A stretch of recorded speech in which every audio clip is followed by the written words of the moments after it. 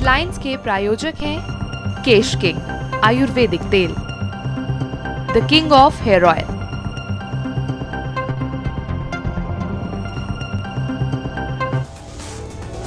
सिरसा में मतदान के दौरान हुई हिंसक झड़प, आईएनएलडी समर्थक को लगी गोली, गोपाल कांडा के समर्थकों पर फायरिंग का लगा आरोप।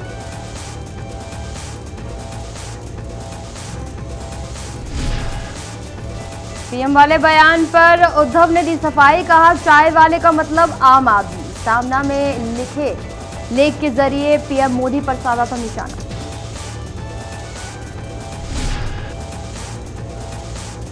हरियाणा और महाराष्ट्र में राजनीतिक दिग्गजों ने डाले वोट, हुड्डा, शरद पवार, अजीत पवार के साथ साथ बीजेपी के नेता देवेंद्र ने किया मतदान।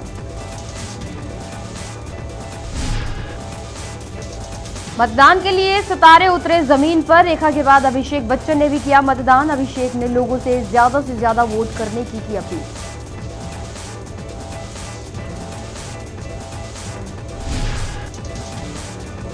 बीजेपी नेता पंकजा मुंडे का बयान, कहा महाराष्ट्र की जनता देखना चाहती है मुझे सीएम के तौर पर, लेकिन मैं इस पद के लिए दावा नहीं करती।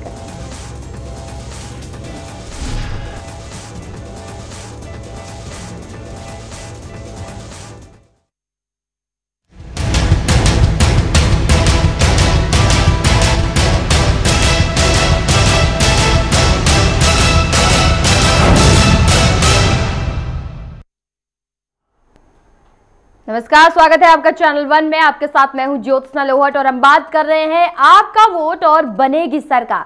महाराष्ट्र और हरियाणा में सुबह से ही मतदान शुरू हो चुके हैं। हरियाणा की बात कही जाए तो 90 सीटों के लिए मतदान जारी है। महाराष्ट्र में 288 सीटों के लिए। हरियाणा और महाराष्ट्र में चुनाव को लेकर सुरक्षा के चाक चौबंद इंतजाम किए गए हैं। वहीं जैसे जैसे दिन चढ़ रहा है, मतदान केंद्रों पर लोगों की लंबी कतारें लगनी शुरू हो गई है। आपको बता दें कि हरियाणा में कुल 1351 उम्मीदवार है और अभी तक करीबन 11% मतदान होने की खबर आ रही है। आपको बता दें कि वोट को लेकर लोगों में काफी उत्साह भी देखने को मिल रहा है, जिसके बाद लोगों की भारी भीड़ मतदान केंद्रों पर देखने को मिल रही है। वहीं महाराष्ट्र में कुल 4119 प्रत्याशी चुनावी मैदान में हैं, जिनमें से पुरुष प्रत्याशी 3843 और महिला प्रत्याशी 276 हैं।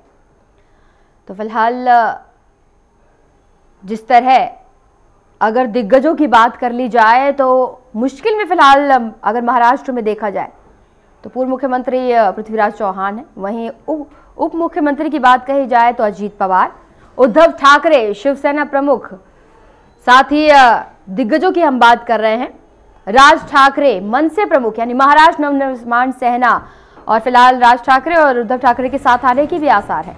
नारायण राणे वरिष्ठ नेता कांग्रेस के नेता हैं और अपनी किस्मत आजमा रहे हैं। एकनाथ खड़से बीजेपी नेता हैं और मुश्किल में हैं। महाराष्ट्र की बात कर रहे हैं। और वहीं देवेंद्र फडणवीस भी बीजेपी नेता, वो भी किस्मत आजमा रहे हैं। और अमित देशमुख कांग्रेस नेता हैं और साथ ही विलासराव देशमुख के बेटे हैं, दिवंगत मुख्यमंत्री के बेटे। और फिलहाल महाराष्ट्र के दंगल की बात कर ली जाए तो कुल 288 सीटें हैं। कुल मतदाता 8 करोड़ से ऊपर है। महिला उम्मीदवार 276 है, आजाद उम्मीदवार 1699, दागी उम्मीदवार 798 है, यानी 34% कुल मिलाकर। और कुल मतदान केंद्र है 91,376 और मतदान जो संवेदनशील केंद्र है वो है 2331। राष्ट्रवादी कांग्रेस पार्टी की बात कर ली जाए तो उसमें करोड़पति जो पार्टीवार प्रत्याशी है 76% है और सुरक्षा के इंतजामातों के तहत भी चाक चौबंद किए गए हैं। पुलिसकर्मियों की तादाद 1,22,00,000 करीबन बताई जा रही है। और जिस तरह लगातार 8 करोड़ से भी ज्यादा मतदाता है महाराष्ट्र में, शिवसेना और मनसे की तरफ से एक साथ आने की बात कही जा रही है। और एनसीपी और कांग्रेस की अगर बात कही जाए तो दागी प्रत्याशियों की हम प्रतिशत बता रहे हैं। साथ ही आपको शिवसेना में 65% जो उम्मीदवार हैं वो दागी हैं। 8,25,91,826 मतदाता हैं। कुल उम्मीदवार है 4,119।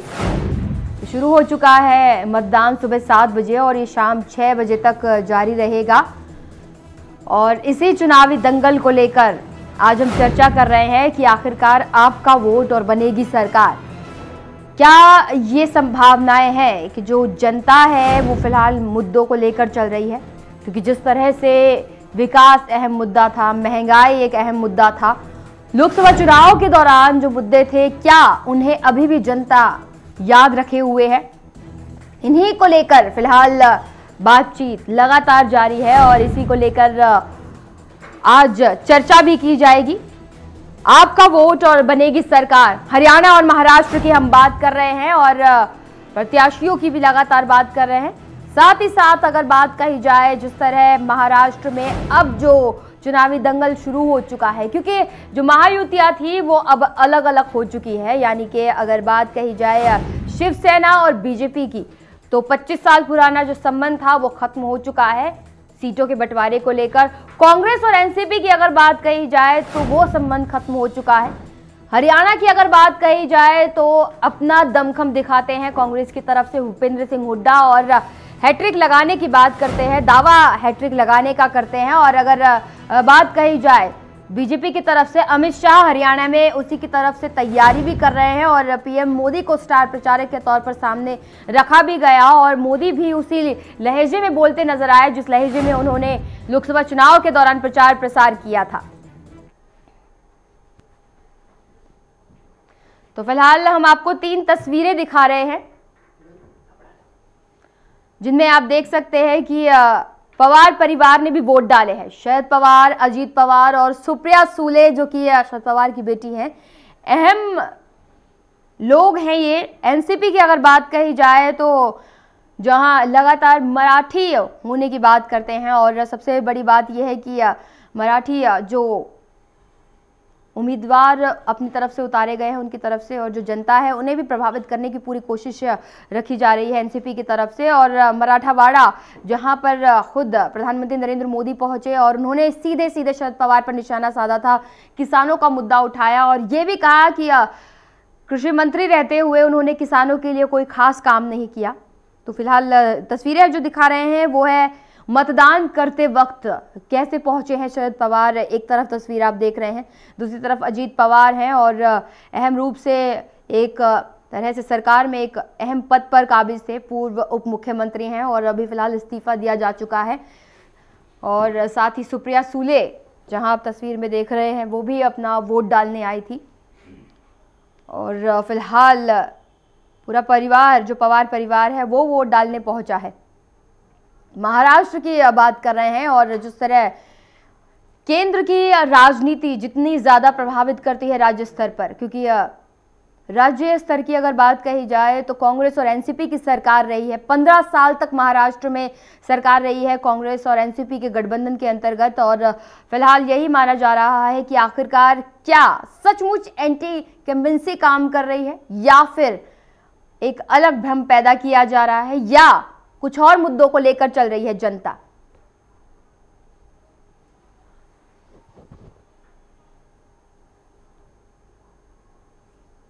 वहीं नितिन गडकरी और प्रकाश जावड़ेकर, साथ ही साथ पंकजा मुंडे के जरिए क्या कुछ कहा गया है, चलिए सुनवा देते हैं।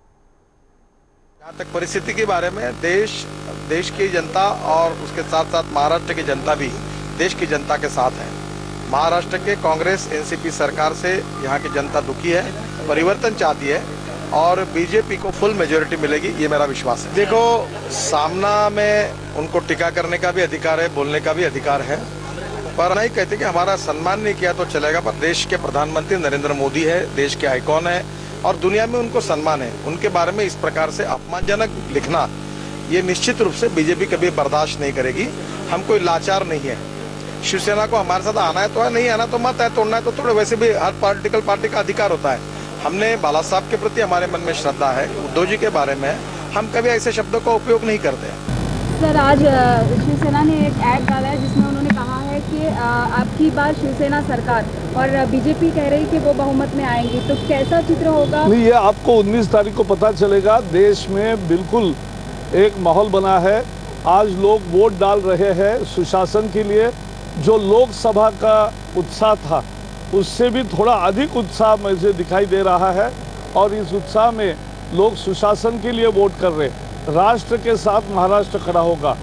अगर लोकसभा का चुनाव धूम था तो ये धूम 2 था, क्योंकि धूम में शुरू में चोरों का बहुत सफलता मिलती है, लेकिन बाद में वो कानून के गिरफ्त में आते हैं। वैसे ही अब महाराष्ट्र में एक परिवर्तन होगा, एक सुशासन आएगा, और जिन्होंने 15 साल महाराष्ट्र को लूटा उनको लोग और मतदाता बेदखल करेंगे। चुनाव प्रचार में जो है इस बार मुद्दे कम और कहीं न कहीं मोदी बनाम सारी पार्टियां, ऐसा ही चित्र नजर आया। सभी की आपत्ति ये थी कि मोदी जी इतनी रैलियां क्यों कर रहे हैं। ये तो मोदी जी इतनी रैलियां क्यों कर रहे हैं, ये तो मुझे हंसी आती कभी कभी। ये ऐसा पूछने जैसा है कि सचिन तेंदुलकर रन्स इतने क्यों बना रहा है। अब ये तो जो बना सकता है वही बनाएगा। अब ये कोई थोड़ा ही ना सवाल होता है। प्रधानमंत्री सुबह 5 बजे उठते हैं, देश का पूरा काम करके प्रचार करते हैं। वो 11 बजे नहीं उठते। तो पुणे की 8 सीटों में से कितनी सीटें लगनी चाहिए? पूना में 8 में से 8 क्लीन स्वीप हो जाएगा। पोस्ट पोल अलायंस की जरूरत नहीं पड़ेगी। जैसे मैंने कहा कि सरकार भाजपा की बनेगी, अपने जो हमारे साथी दल है उनके साथ हमें पूर्ण बहुमत खुद को मिलेगा, बाकी दलों का और साथ रहेगा। सरकार चलाने के लिए पर्याप्त बहुमत हमारे पास रहेगा, और महाराष्ट्र चलाने के लिए, महाराष्ट्र को आगे बढ़ाने के लिए, राष्ट्र के साथ महाराष्ट्र को खड़ा करने के लिए 11.5 करोड़ लोगों के सहयोग की जरूरत होती है, और लेंगे। ये दावा कर रही थी कि मैं जो काम करूंगी उससे भाजपा का मुख्यमंत्री बनने में योगदान होगा, और वो मैंने काम कर दिया है। पर लोगों के बीच में से ये मांग आ रही है, जैसे मुंडे साहब का लोगों के बीच में इच्छा थी कि मुंडे साहब सीएम बने महाराष्ट्र के, शायद वो भी एक जाते जाते मुझे आशीर्वाद दे के गए हैं, और वो लोगों के बीच में भावनाएं हैं। पर मैं खुद को अपने आप से दावा उस पद पर नहीं कर रही हूँ। मैम क्लियर मेजॉरिटी देख रही हैं? जी, मैं क्लियर मेजॉरिटी देख रही हूँ। जिसमें दुनिया में आज भी न जाने कितने मुल्क हैं जिनमें लोग तरसते हैं इस अधिकार के लिए। हमें अपनी जनतंत्र की, डेमोक्रेसी की इज्जत करनी चाहिए, और यही वोट जो ही तो वो पानी है जिससे जनतंत्र को सींचा जाता है। बीजेपी का गठबंधन जो है टूटा है, तो उसके लिए क्या कहना चाहिए? कोई डिफरेंसेस आएंगे उसमें? किसमें? गठबंधन टूटा है। अब इतने टूटे हैं गठबंधन के, कोई ठिकाना नहीं। पहले तो एक लिस्ट बनानी पड़ेगी। दूसरे है कि अब देखिए, वो तो हाथ कंगन को आरती क्या कहते हैं, तो अब दूध का दूध, पानी का पानी आ ही जाएगा। किसकी क्या पोजीशन है, किसकी क्या पुल है, किसको कितने लोग बैक कर रहे हैं, जनता किसको कितना चाहती है, सब मालूम होगा। आने वाले 5 साल के लिए हरियाणा प्रदेश के अंदर जो नई सरकार चुननी है उसके लिए वोट है, जो हमारे करनाल के विकास करेगी, जो हमारे करनाल के युवा साथियों को रोजगार दिलवाने का काम करेगी, महिलाओं को सुरक्षा प्रदान, व्यापारियों को सुरक्षा प्रदान करने का काम करेगी। और बहुत अच्छा लग रहा है वोट डालकर। और निश्चित तौर पे आज चुनाव के अंदर हमारी पार्टी इंडियन नेशनल लोकदल के तौर पर जीत होने जा रही है, और हम निश्चित तौर पे जीत रहे हैं। तो फिलहाल तमाम लोगों की बातें सुनी आपने। नेताओं ने जिस तरह से अपनी तरफ से दावा ठोका है, और साफ तौर पे कहा गया है कि जहां महाराष्ट्र के लिए प्रकाश जावड़ेकर साफ तौर पे कह रहे थे कि 15 साल तक जहां राज किया गया है कांग्रेस एनसीपी की तरफ से, उन्हें अब उखाड़ फेंका जाएगा और अब बीजेपी ही राज करेगी, और बीजेपी के आने को लेकर ही तमाम बातें कही गई। पंकजा मुंडे अपनी तरफ से कहती हुई नजर आई कि मुख्यमंत्री उन्हीं की तरफ से, उनकी तरफ से दावा पेश किया गया है, और नितिन गडकरी भी इसी अंदाज में बोलते हुए नजर आए। और फिलहाल अगर बात कही जाए हरियाणा की, तो हरियाणा में क्या भूपेंद्र सिंह हुड्डा को उसी तरह से बीजेपी टक्कर दे पाएगी? आईएनएलडी की अगर बात कही जाए तो क्या इंडियन नेशनल लोकदल की तरफ से उतना दमखम अभी भी बाकी है? ओम प्रकाश चौटाला जेल जा चुके हैं, और क्या इतना ज्यादा दमखम है कि तमाम दलों को उसी तरह टक्कर दी जा सके? और साथ ही साथ इस हरियाणा की रण की अगर बात कर ली जाए तो 90 सीटों के इस रण में आखिरकार कौन सी पार्टी कितना ज्यादा अपने आप को रख पाती है आगे, ये भी एक अहम सवाल है। हालांकि अगर बात कही जाए कांग्रेस की, तो कांग्रेस की तरफ से भूपेंद्र सिंह हुड्डा दावा कर रहे हैं कि तीसरी बार भी अब उन्हीं की सरकार बनेगी। और वही जब प्रधानमंत्री नरेंद्र मोदी पहुंचे हैं लोगों के बीच, तो उनकी तरफ से यही कहा गया है कि एक बार और उन्हें मौका मिलना चाहिए, यानी कि अब हरियाणा में प्रदेश स्तर पर चाहते हैं कि बहुमत मिले बीजेपी को। तो क्या कांग्रेस और बीजेपी के बीच में अहम टक्कर है, या फिर जो दूसरे क्षेत्रीय दल हैं आईएनएलडी और जो दूसरे दल हैं, क्या वो उतना असर रखते हैं कि इन दोनों ही पार्टियों को हिला पाए। हरियाणा की फिलहाल हम बात कर रहे हैं और जो तमाम आंकड़े आप देख रहे हैं हरियाणा के, कुल उम्मीदवार वहां पर 1351 है और दागी उम्मीदवार 49 है, करोड़पति प्रत्याशी 563।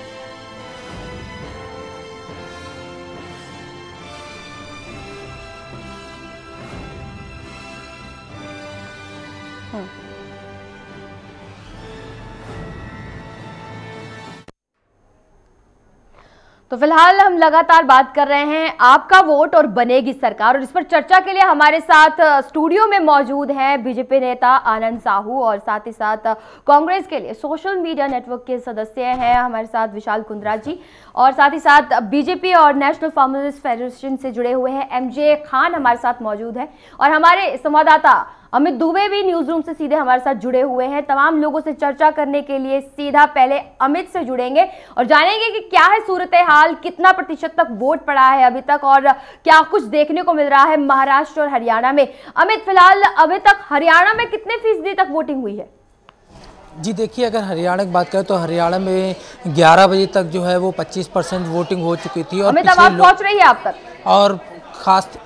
और खास बात की जाए कि अगर पिछले लोकसभा चुनाव की बात की जाए तो वहाँ पे 62% वहाँ पे मतदान रहा था, और माना ये जा रहा है कि हरियाणा का वोटिंग परसेंटेज जो है वो महाराष्ट्र की तुलना में भी ज़्यादा आगे चल रहा है और उससे बेहतर रहने की भी उम्मीद है।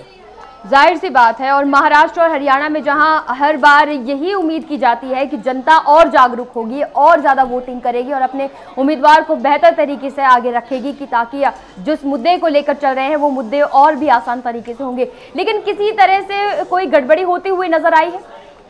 देखिए, अगर हम इलेक्शन कमीशन की बात करें तो उन्होंने साफ तौर पर पुख्ता इंतजाम किए थे, वो यहाँ पे देखने को मिला। अगर एक दो झड़प, छोटी मोटी झड़प की बात छोड़ दें तो अभी तक कहीं से कोई ऐसी खबर नहीं आई है कि जो आपत्तिजनक हो। तो जाहिर तौर पर प्रशासन ने जो इंतजाम किया है वो इंतजाम यहाँ पे भली भांति जो है दिख रहे हैं, और लोग जो हैं वो घर से बाहर निकल के अपना वोट डाल रहे हैं। तो सुरक्षा के लिहाज से पूरी तरह से इंतजाम है। और लेकिन लोगों की परसेंटेज की बात करें तो अगर महाराष्ट्र की बात करें तो महाराष्ट्र में वोटिंग का परसेंटेज जो है वो बहुत धीरे चल रहा है। अगर हरियाणा में महाराष्ट्र की तुलना में बेहतर चल रहा है, और जैसा कि हम बता रहे थे कि पहले लोकसभा चुनाव में जिस तरह से वोटिंग हुई थी तो माना ये जा रहा है कि लोगों को जागरूक करने का काम संस्थाओं ने, इलेक्शन कमीशन ने, पार्टियों ने, हर एक ने किया, क्योंकि वोट एक आदमी का अधिकार होता है जो कि खास करके देश हित में, प्रदेश हित में उसकी भागीदारी होती है। तो लोगों को जागरूक किया गया है।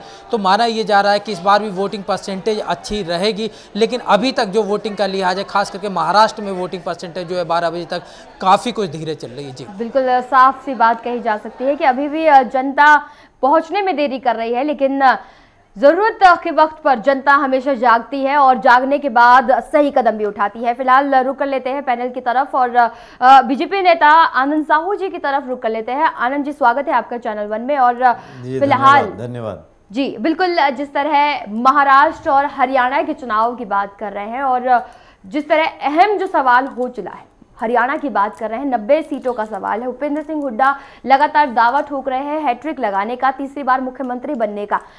क्या अब भी आसार नजर आते हैं कि वो अब एक बार फिर से 5 साल हासिल कर लेंगे जनता के लिए काम करने के लिए? उनकी तरफ से यही कहा जा रहा है कि वो काम करेंगे। और एक तरफ प्रधानमंत्री नरेंद्र मोदी भी पहुंचे थे, उन्होंने बहुमत हासिल करने की बात कही है चुनाव प्रचार के दौरान। देखिए, सबको अधिकार है अपना अपना इच्छा जो है जनता के सामने रखने का, और मुझे लगता है कि भूपेंद्र सिंह हुड्डा जी भी खुद नहीं सोचे थे कि 2 बार वो मुख्यमंत्री रहेंगे और इतना बहुमत उनको दिया, लेकिन वो गिनती करके वो बता नहीं पा रहे हैं कि कौन से कार्य ऐसे किए जो हरियाणा की जनता उनको फिर से चुनाव में जिता दे। जैसे आप देखिए, एक कुरुक्षेत्र है, विश्व प्रसिद्ध हम लोगों का ऐतिहासिक जो है स्थल है, ऐतिहासिक ही नहीं वो हम लोगों का राष्ट्र का सांस्कृतिक धरोहर भी है, जहां से पूरा दुनिया को गीता का ज्ञान मिला। आज वहां के लिए क्या किया आप पूछिए उनसे, उनके सरकार रही केंद्र में भी, राज्य में भी, क्या किया? कुछ नहीं किया। और यही बात वहां की जनता को लगा कि भाई आप देखिए, नरेंद्र मोदी जी जब गुजरात के सीएम रहे तो सोमनाथ के बारे में दुनिया को बता दिया। वहाँ उनके जो जहाँ पर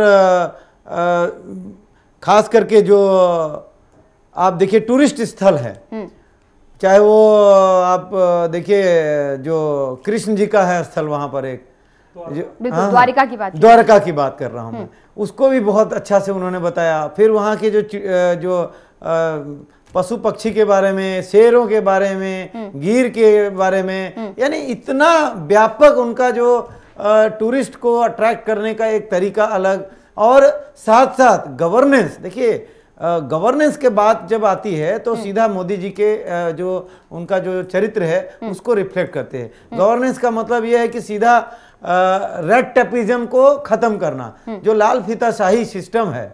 आज होता क्या है, कोई भी व्यक्ति गया मंत्रालय में कोई इंडस्ट्री लगाने के लिए, तो उनको इतना चक्कर कटवाते हैं, इतने ज़्यादा उनको गुमराह करते हैं, उनको परेशान करते हैं, और हर एक टेबल में दे नीड मनी, उनको पैसे की ज़रूरत है। करप्शन इतना बढ़ गया है, और इसी कारण से बहुत सारे उद्योगपति पिछले 10 वर्षों में विदेशों में जा कर के अपना उद्योग को बढ़ावा दिए। और इसमें कहीं ना कहीं हरियाणा भी, अगर आप एक काम छोड़ दीजिए हरियाणा का, जिसको कहते हैं land use change of land use, जो CLU है, अगर वो उस काम को छोड़ दें तो इनके पास कोई काम नहीं है। किसानों का विषय आप देखिए, हरियाणा एक बहुत ही समृद्ध प्रदेश है, और उस प्रदेश में भी किसानों को बहुत ही अच्छा जो मिलना चाहिए पानी की सुविधा, वो नहीं हो पाया। और किसानों का जमीन का बहुत ही ज़्यादा मात्रा में बिल्डरों को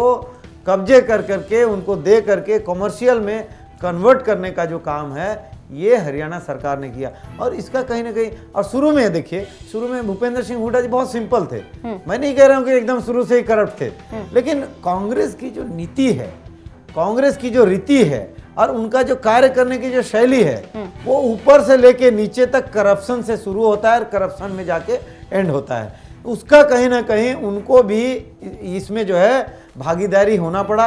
विशाल जी क्या कुछ बहुत सारे करप्शन के आरोप लगातार झेलती आई है कांग्रेस, और UPA 1 UPA 2 दोनों पर ही लगे हैं इस तरह के आरोप। अब हरियाणा के अंतर्गत भी इसी तरह की बात कही जा रही है भूपेंद्र सिंह हुड्डा को लेकर।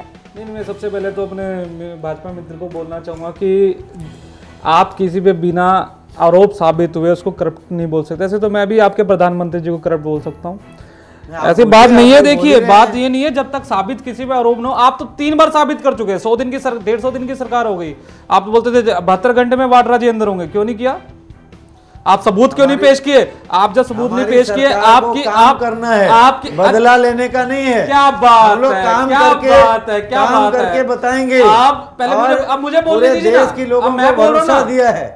आप लोकसभा चुनाव में 10 सालों में मुद्दा बना के आते हो कि हम वाड्रा जी को अंदर करेंगे, पेट्रोल डीजल की दाम नहीं घटा पाए। फिर आनंद जी पहले विशाल जी की बात सुन लेते हैं। आनंद जी आपकी बात सुनी जाएगी, पहले विशाल जी की बात सुन लेते हैं।